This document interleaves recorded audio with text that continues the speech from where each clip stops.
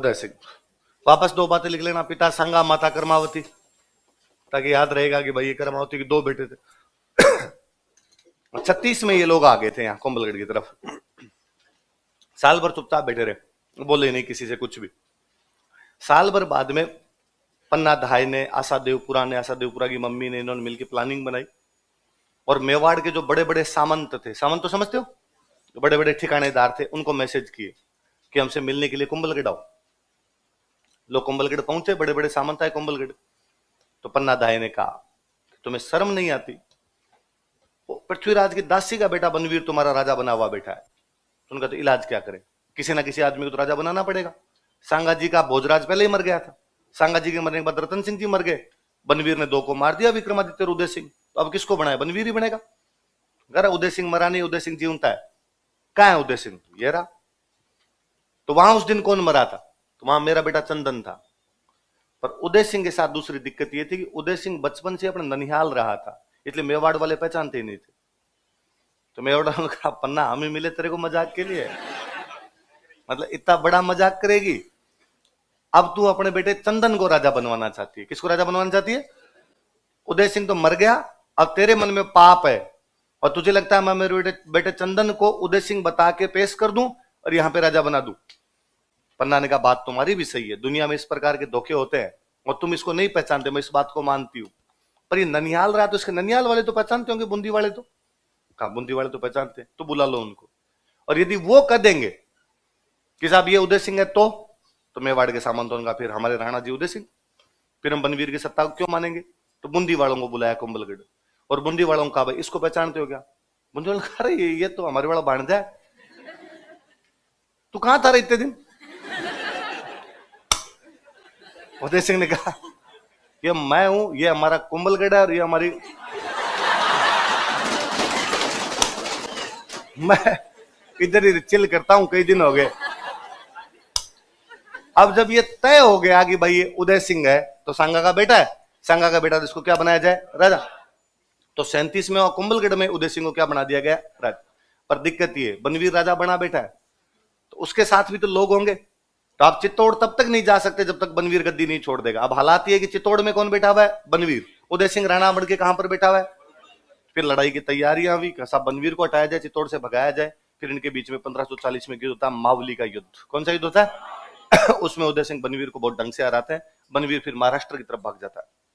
किधर भाग जाता है, मुझे लाइनें फिर बड़ी रोमांचित करती है कि बनवीर भाग के महाराष्ट्र की तरफ गया था, कि कहीं ना कहीं वो जानता था कि हमारे बाकी सिसोदिया वहां रहते हैं। शिवाजी वाला पूरा वंश सिसोदिया था, तो इनके दिमाग में तो था कहीं ना कहीं मेवाड़ वालों के कि हमारे बाकी वाले परिवार वाले कहां रहते हैं, उधर महाराष्ट्र साइड में रहते हैं। वरना भाग के कश्मीर तो नहीं गया वो, भाग के पंजाब तो नहीं गया, भाग के भी लास्ट में कहां जा रहा है, महाराष्ट्र की तरफ जा रहा था। हालांकि उसके बाद में उसका कोई इतिहास नहीं है हमारे पास, केवल इतनी जानकारियां कि वो भाग के महाराष्ट्र की तरफ चला गया। वहां क्या किया उसने, क्या नहीं किया, कब मरा, कब तक जीवता रहा, उसके बारे में बातें नहीं है। पर वो यहां से भाग जाता है। और मावली वाला युद्ध जीत के उदय सिंह जी कहां चले जाते हैं बाद में, चित्तौड़। तो लिखो मावली का युद्ध। और उसके बाद बनवीर तो यहां से भाग जाता है, उदय सिंह जी कहां पर आ जाते हैं, चित्तौड़। चित्तौड़ में अपना हंसी खुशी जीवन यापन कर रहे हैं। 1559 में उदय सिंह जी के पोता होता है।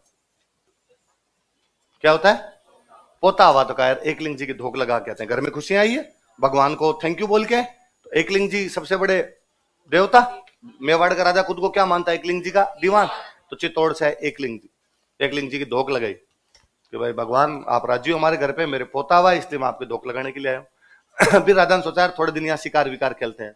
एकलिंग जी नागदा में, नागदा के आसपास पहाड़ियां थी, इन पहाड़ियों में जब शिकार विकार खेल रहे थे तो उनको एक जगह बड़ी पसंद आई और उनको लगा पहाड़ियों के बीचों बीच ये प्लेन एरिया पड़ा है, यहां पर यदि कोई शहर बसाया जाए तो बहुत अच्छा होगा। इसलिए उदय सिंह ने शहर बसाया उदयपुर। कौन सा बसाया, तो उदयपुर की स्थापना किस साल हुई, 1559, क्योंकि उस साल उदय सिंह जी की क्या हुआ था, पोता। अब शहर बसेगा तो लोगों के पीने के पानी की व्यवस्था की जाए, तो एक झील बनाएगी उदय सागर। राजा जी कहां रहेंगे, वो महल बनाया जाए, तो एक महल बनाया गया मोती मगरी। अच्छा, अजमेर की स्थापना कब हुई, 1113। सिरोही की स्थापना 1425 और उदयपुर की स्थापना 1559। किसने की, उदय सिंह। कौन कौन से महल बनवाए, मोती मगरी। कौन सी झील बनवाई, सब कुछ ठीक चल रहा है, उदयपुर का निर्माण चल रहा है, महल वहल वहां पर चल रहे हैं। भारत का मुगल बादशाह बन चुका था अकबर।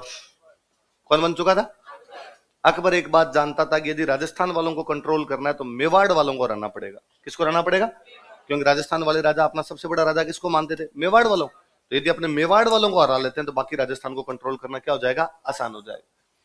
1567-68 में अकबर अपने मेवाड़ पर अटैक। इस बार जब मेवाड़ पर आक्रमण हुआ, इनको समाचार मिले कि जब मुगल बादशाह अकबर उधर से रवाना हुआ है दिल्ली की तरफ से और मेवाड़ पर आक्रमण करने के लिए आ रहा है, तो मेवाड़ वालों ने अपने भी वही तैयारियां की जाए, क्या है, बुलाया सबको, मंत्री संतरी सामंत खजानेदार कोषाध्यक्ष सारे बैठे, कितने पैसे पड़े, कितने हथियार पड़े, किसके पास कितने सैनिक है, कहां से लड़ेंगे, कैसे लड़ेंगे, सारी बातों का सलाह मशविरा किया जाने लगा।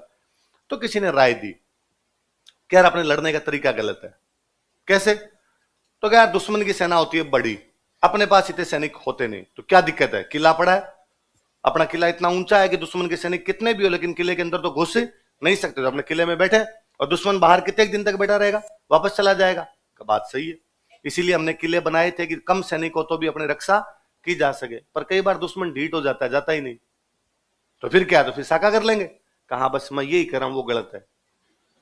कहा कैसे? कहा साके में सारे मर जाते हो, साके में तो जितने होंगे वो सारे मरेंगे लड़ने के लिए, जब बाहर जाएंगे तो कोई बचता ही नहीं है जो किला दोबारा छुड़वा पाए।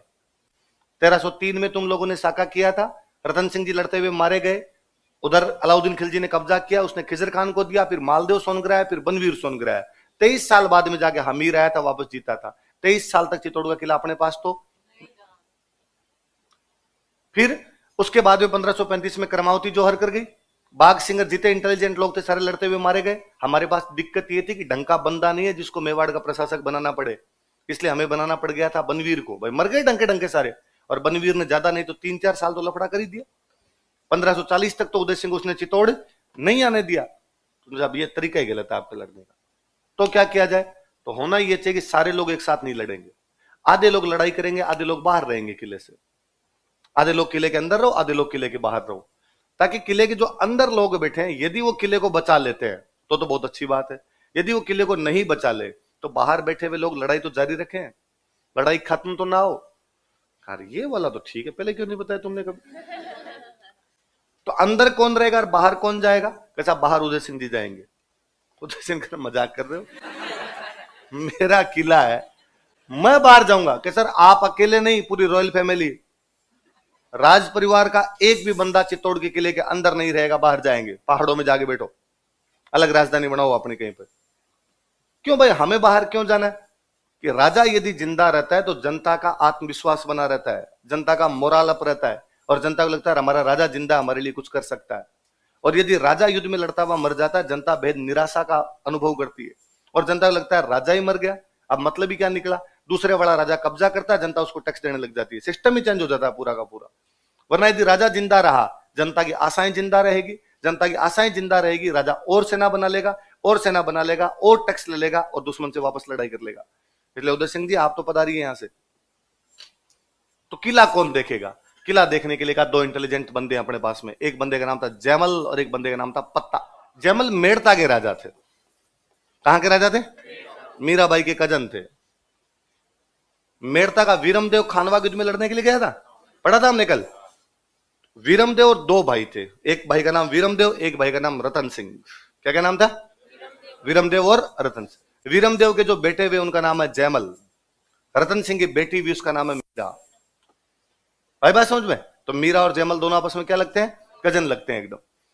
तो जैमल मीरा के कजन हुआ करते थे। मीरा के जो पिताजी थे रतन सिंह जी, वो खानवा वाले युद्ध में लड़ते हुए मारे गए थे। तो खानवा वाले युद्ध में मीरा के पिताजी मरे थे। क्या नाम था पिताजी का?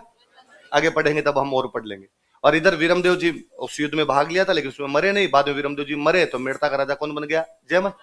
लेकिन अकबर ने 1562 में मेड़ता पर कब्जा कर लिया था। 1562 में कहां पर कब्जा कर लिया था? मेड़ता पे अकबर ने कब्जा कर लिया था। इसलिए जैमल बेरोजगार। जैमल मेड़ता का राजा है लेकिन इसके हाथ से मेड़ता निकल गया। मेड़ता पे कब्जा किसका हो गया? अकबर का। तो जैमल अब कहां जाए? तो आदमी संकट के क्षणों में भी हमेशा रिश्तेदारों के पास जाता है। उदय सिंह उसकी बहन के देवर थे। उदय सिंह मीराबाई के देवर ही तो है भाई। सांगा के बेटे थे भोजराज, उससे शादी किसकी हो रखी थी? मीराबाई। सांगा का बेटा है उदय सिंह जो अब राजा बना हुआ है, तो मीराबाई के तो देवर हो गए, तो अपनी बहन के देवर के पास चले गए। साहब हमारे हाथ से मेड़ता तो निकल गया, यहां नौकरी दो, तो उन्होंने नौकरी दे रखी थी। तो कहा गया साहब जैमल को अकबर के खिलाफ लड़ने का एक्सपीरियंस है, 1562 में लड़े हुए हैं, इसलिए किला किसको सौंप दिया जाए? जैमल। और किसको सौंपा जाए? जयमल की रियल बहन थे फूल कंवर। रियल बहन का नाम क्या था? मीराबाई तो कजन थे। मीराबाई की तो शादी की हुई सांगा के बेटे भोजराज के साथ। जयमल की रियल बहन, उनका नाम क्या है? फूल। इनकी शादी की हुई आमेट के सामंत से। कहां के सामंत से? राजसमंद। जैसे सलुम्बर था वैसे राजसमंद जिले में एक जगह पड़ती है आमेट, ये मेवाड़ का एक बड़ा ठिकाना हुआ करता था। और यह आमेट के एक सामंत हुआ करते थे फतेह सिंह चुंडावत। क्या नाम था? फतेह सिंह चुंडावत कहां के सामंत है? आमेट के सामंत हुआ करते थे। इन फतेह सिंह चुंडावत के साथ में जयमल की बहन थी फूल कंवर, इनकी शादी की हुई है। इन फतेह सिंह का नाम किताबों वालों ने कर दिया फत्ता। क्या कर दिया? और फत्ता से धीरे धीरे बना दिया। आई बात समझ में? तो जयमल और पत्ता रियल साले बनोई है।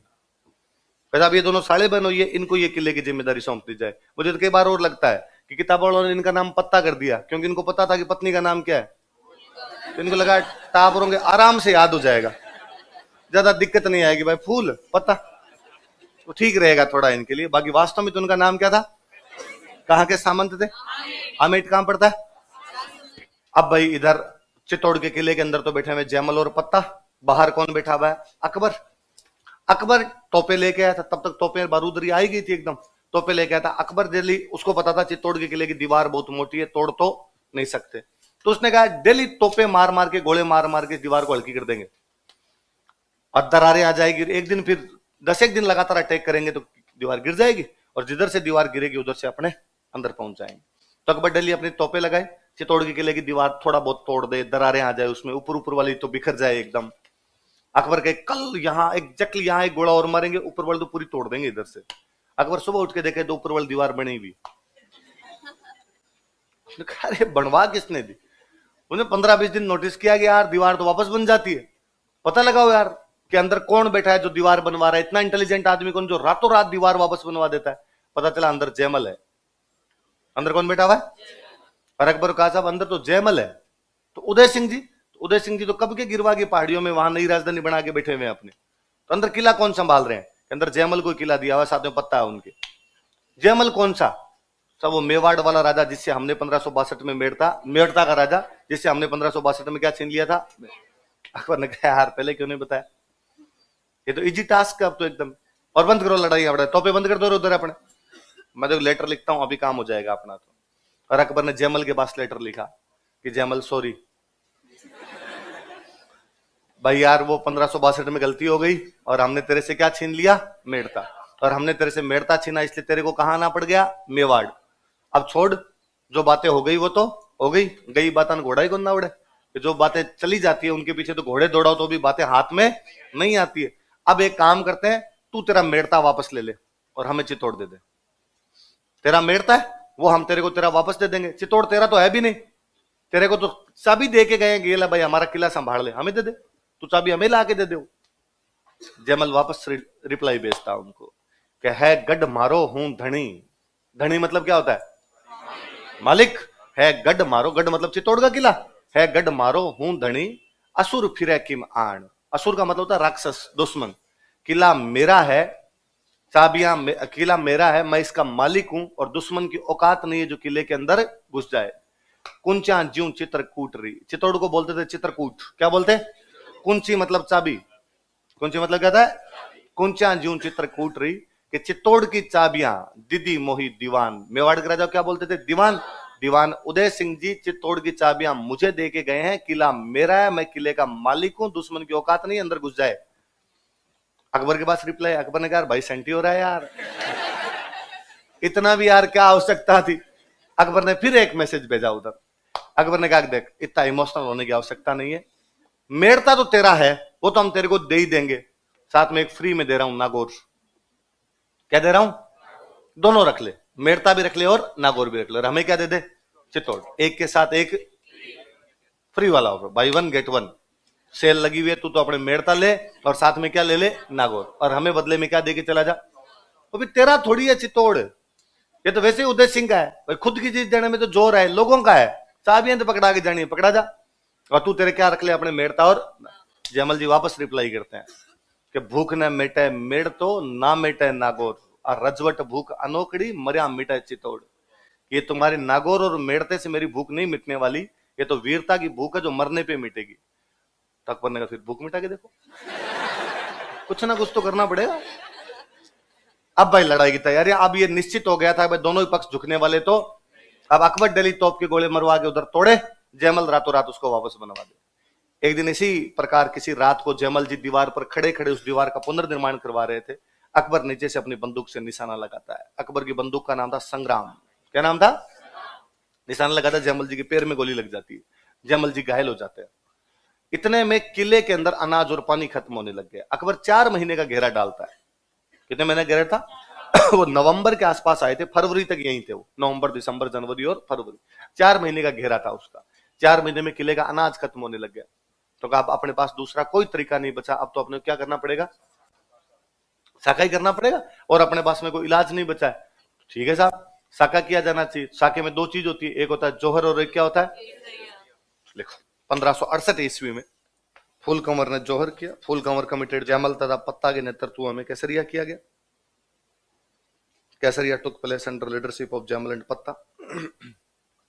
ये 8,000 फौजी थे उस दिन जयमल और पत्ता के पास में। अकबर के पास में 80,000 के ज्यादा ही फौज थी, लगभग 48,000 के आसपास मारे थे इन्होंने। भयंकर नुकसान मचाया था उस युद्ध के अंदर। तो चित्तौड़ का तीसरा सागा तो रोंगटे खड़े करने वाला है कि क्या लड़े होंगे यार उस दिन ये। और उसमें तो कहते हैं जयमल जी के पैर में गोली लगी हुई थी, तो जब सारे केसरिये कपड़े पहन के बाहर लड़ने के लिए जाने लगे तो जयमल जी रोने लग गए। तो बाकी वाले सैनिकों ने पूछा क्या क्या हुआ अंकल, ऐसे कैसे? तो अंकल ने कहा यार तुम लोगों का सौभाग्य देखो, क्या देश के लिए मरने का अवसर प्राप्त हुआ है, और तुम सारे केसरिये कपड़े पहनकर कितने फूटरे लग रहे हो, और बाहर जाके दुश्मन को बता दोगे कि तुम क्या चीज हो। आज अकबर को पता चलेगा कि चित्तौड़ पर हमला करना कितना भारी पड़ेगा उसके लिए। आज तुम 8,000 आदमी, भगवान जाने उनकी कितने मार के मरोगे। आज भगवान सूर्य तुम्हारा युद्ध देखने के लिए खुद अपना रथ रोक देंगे। पर दुर्भाग्य देखिए मेरे पैर में गोली लगी होने की वजह से मैं नहीं लड़ पाऊंगा। दुर्भाग्य देखिए कि मैं किले में बेटा बेटा पड़ा रहूंगा, ना लड़ पाऊंगा, बल्कि दुश्मन उठा के ले जाएगा और भगवान जाने क्या क्या दुर्गति करेगा। दुर्गतियों से कौन डरता है, पर देश के लिए मरने का अवसर हाथ से छूट जाए, इससे बुरा किसी की जिंदगी में कुछ भी नहीं हो सकता। नहीं यार मैं लड़ूं कैसे, मेरे पैर में गोली लगी हुई है, मेरे से खड़ा ही नहीं हुआ जाता। उन फौजियों में एक फौजी था कल्ला राठौड़। क्या नाम था? जयमल नंदिया राठौड़ थे, कल्ला राठौड़ था। उस कल्ला ने कहा कि अंकल यार ऐसे मत करो, आप तो मेरे कंधों पे बैठ जाओ। कहां बैठ जाओ? कल्ला राठौड़ को जब ये समाचार पहुंचा था ना कि चित्तौड़ के अंदर हमला होने वाला और आपको लड़ाई के लिए बुलाया है, कल्ला राठौड़ अपनी बारात लेके ससुराल पहुंचा था। एग्जैक्टली उस समय अपनी बारात इसकी ससुराल पहुंची थी, तब इसके पास वो समाचार जाता है कि चित्तौड़ के अंदर लड़ाई है। इसने कहा ब्याह बाद में करेंगे, है ना। अभी तक भी समाचार आते ही रहते हैं। अभी 5-7 दिन पहले की न्यूज थी, हिमाचल प्रदेश का एक फौजी कश्मीर के अंदर पोस्टेड है, वो शादी थी वहां कश्मीर के अंदर जहां चल रहा है, वहां बर्फबारी है, बहुत भयंकर वाली, गाड़ियां वाड़ियां नहीं आ रही। उसने समाचार भेजा कि शादी पोस्टपोन की जाए, बाद में देखेंगे। एक बार इधर हमारी थोड़ी बमबारी, उधर गोलाबारी भी चल रही है, इधर बर्फ भी ज्यादा गिर रही है, बाद में कर लेंगे। ऐसे उदाहरण आज भी मिलते हैं। तो पहले तो ये उदाहरण और कितने हुआ करते होंगे। तो कल्ला राठौड़ ने कहा जयमल जी आप तो मेरे कंधों पे बैठो और कंधों पे बैठ के आप तो लड़ाई कर लेना। तो उस युद्ध के अंदर नीचे से 2 हाथ चल रहे थे कल्ला के, ऊपर से 2 हाथ चल रहे थे जयमल के। उस दिन कल्ला यूं लग रहा था कि साक्षात भगवान विष्णु का चतुर्भुज अवतार है, वो 4 हाथ का देवता है। क्या कहलाता है? देखो लड़ाई भी फाइनली जीत उनकी होनी थी जिनकी संख्या बहुत ज्यादा होगी। जब आप 10 गुना से भी ज्यादा होंगे तो इधर वाले कैसे नहीं जीत सकते, उधर वाले जीतेंगे। अकबर चित्तौड़ किले पे कब्जा कर लेता है 25 फरवरी 1568। कब कब्जा कर लेता है? सैनिक लड़ते हुए मारे जा चुके थे। अब किले के अंदर केवल साधारण जनता बैठी थी जिसका युद्ध से कोई भी लेना देना। अकबर खार खाया हुआ था, उसे इतना भयंकर भयंकर नुकसान हुआ था। और किले के अंदर घुसा तो किले में से किसी आदमी ने और बाटे बाटे मार दिए उनके। एक आधे किसी गुस्सा आया होता है, हमारे चित्तौड़ भी तुम कब्जा कैसे कर सकते हो। अकबर ने सबको घरों से बाहर निकाल के मार दिया था। 30,000 लोग काटे थे। कितने लोग काटे थे? और मुझे सबसे जोरदार तो वो लगता है कि अकबर बाकायदा लिखवाता इस बात को, लिखो 30,000 काटे, बुरी तरीके से काटे, ताकि आगे आने वाले टाइम के अंदर कोई जनता हमारे खिलाफ इस प्रकार की बगावत ना कर पाए। तो देखो यहाँ पे ये किला जीतने के बाद उसने यहाँ पर एक सिक्का चलाया था, एलची। कौन सा सिक्का चलाया था? एलची नाम। वैसे एलची का मतलब होता है दूत। क्या मतलब होता है?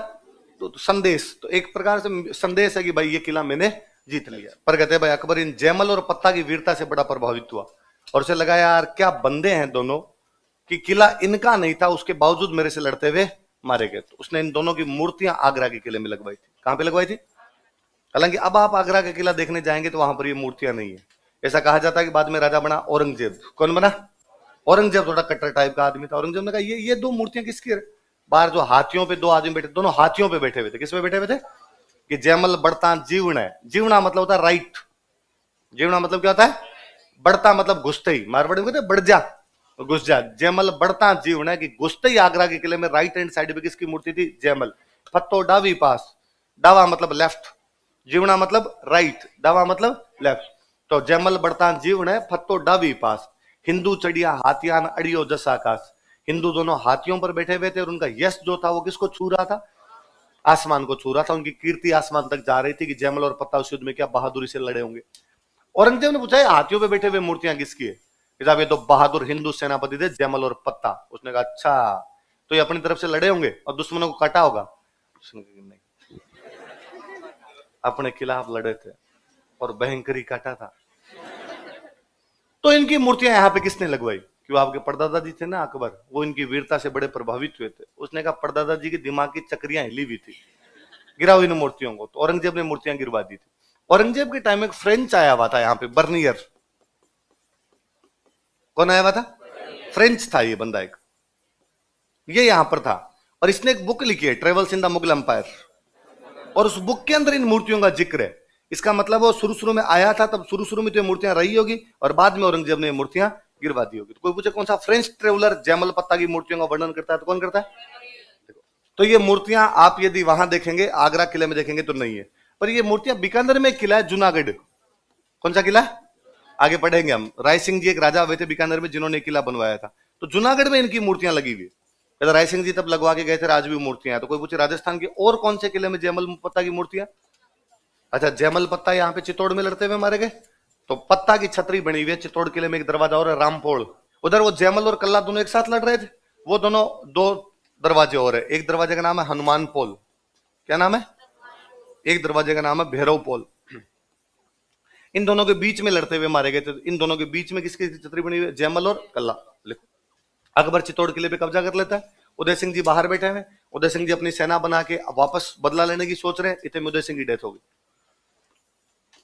28 फरवरी 1572 को। होली थी उस दिन। कौन सा त्योहार था? वही गिरवा की पहाड़ियों में एक जगह पड़ती है गोगुंदा। कौन सी जगह? या गोगुंदा में उदय सिंह जी की डेथ हो गई। तो उदय सिंह जी की छतरी कहां पर बनी हुई है? देखो, 28 फरवरी 1572। उदय सिंह जी भारत के पहले राजा हुए जिन्होंने पहाड़ों में लड़ने की नीति अपनाई थी कि किलों में नहीं लड़ेंगे, किस में लड़ेंगे? कालांतर में इसी नीति को अपनाते हैं महाराणा प्रताप। कालांतर में इसी नीति को अपनाते हैं मलिक अंबर। कालांतर में उसी नीति को अपनाते हैं छत्रपति शिवाजी।